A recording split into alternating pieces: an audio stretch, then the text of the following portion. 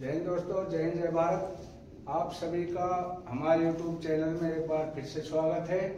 आज हम लेकर आए हैं आपके लिए 5 बड़ी अपडेट। एक एक अपडेट बहुत महत्वपूर्ण है, तो आप सभी से अनुरोध है कि वीडियो को अंत तक जरूर देखें ताकि हर अपडेट से आपको अवगत करा दिया जाए। तो पहले हम बात करेंगे 5% पेंशन बढ़ोतरी पर 22 को धरना प्रदर्शन, समिति का गठन। दूसरे हम बात करेंगे पे स्लिप अवश्य चेक करें, आइडेंटिफिकेशन जरूरी। तीसरा हमारा पॉइंट है लाइफ सर्टिफिकेट की नहीं बढ़ेगी डेट, केवल 10 दिन शेष। और अगली हम बात करेंगे धोखे में मत रहना, मिलेगा मुंह तोड़ जवाब रक्षा मंत्री।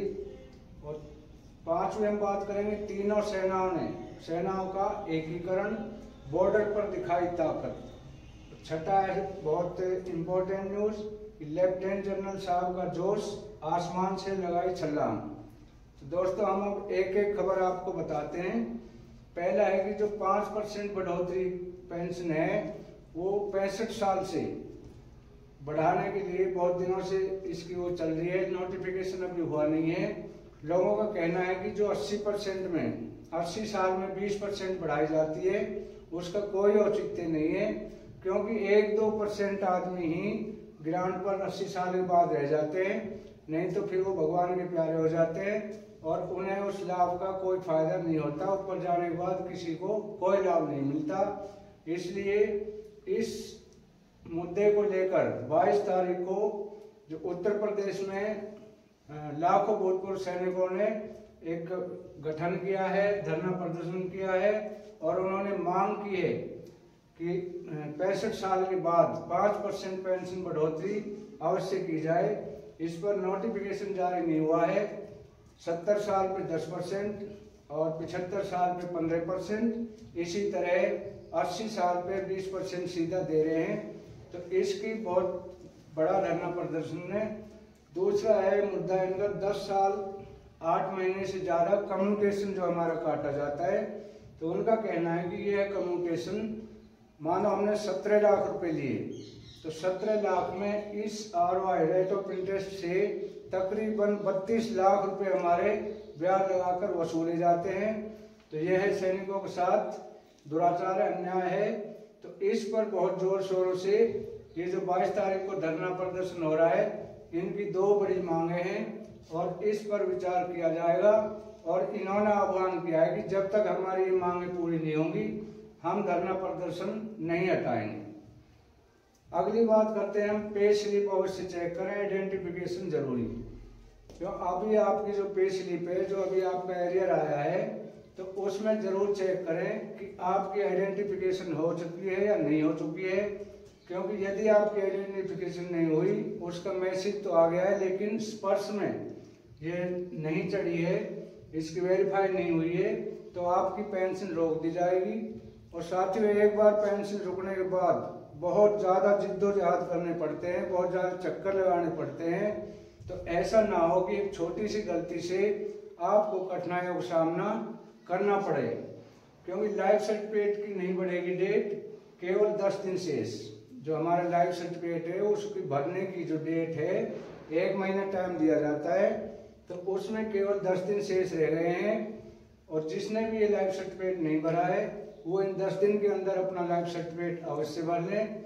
लाइफ सर्टिफिकेट भरने के बाद क्या स्पर्श से आपका मैसेज आया है वो भी जरूर चेक करना है।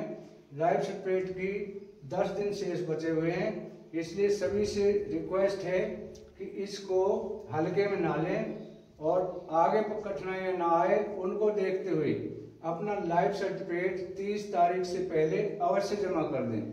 क्योंकि कुछ लोगों को जहन में है कि पहले कोरोना काल में इसकी डेट बढ़ा दी गई थी, वो मजबूरी थी। तो लाइफ सर्टिफिकेट की डेट नहीं बढ़ेगी, इस धोखे में नहीं रहना है कि कोरोना काल में बढ़ गई थी, क्योंकि उस समय कुछ मजबूरियां थी इसलिए उन्होंने बढ़ा दी।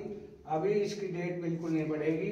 तो सभी से अनुरोध है कि टाइम रहते हुए अपना लाइफ सर्टिफिकेट अवश्य जमा करें और अपनी पे स्लिप में आइडेंटिफिकेशन अवश्य चेक कर लें। अगली हम बात करें धोखे में मत रहना, मिलेगा मुंह तोड़ जवाब रक्षा मंत्री।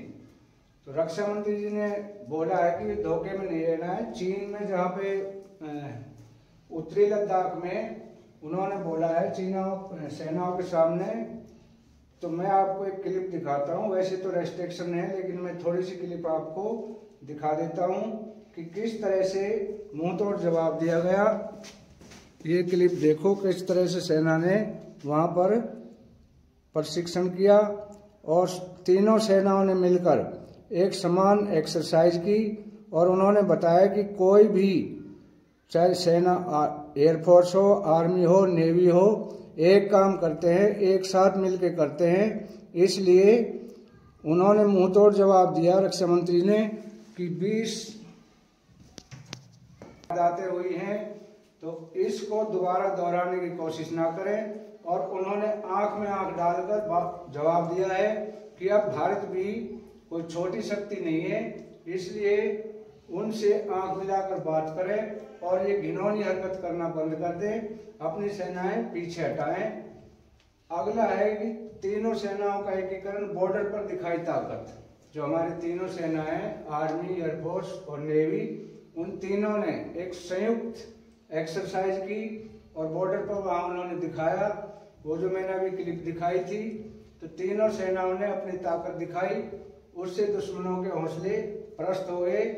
तो अब भारत किसी भी साइड से कम नहीं है। यह उन्होंने मुंह तोड़ जवाब दिया, वो एक्सरसाइज संपूर्ण हुई।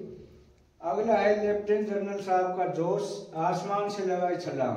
हाँ जी दोस्तों, हमारे लेफ्टिनेंट जनरल साहब सेना में, चाहे वो सिपाही है चाहे जनरल साहब है, सभी में वही जोश बरकरार है।